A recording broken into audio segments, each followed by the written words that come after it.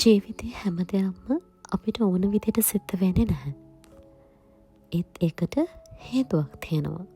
කවදා හරි ඔයාට හිතෙයි මට මේක උනේ ඇයි කියලා. ඒ වෙලාවට හොඳට මතක තියාගන්න.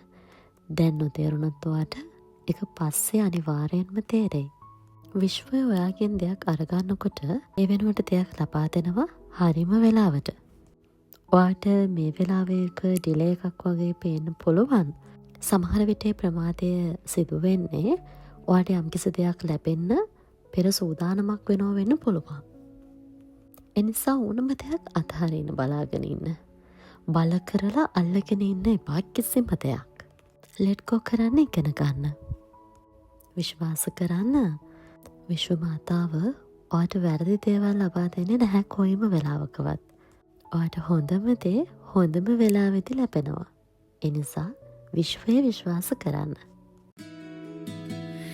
ඇත දුරක පිපෙනා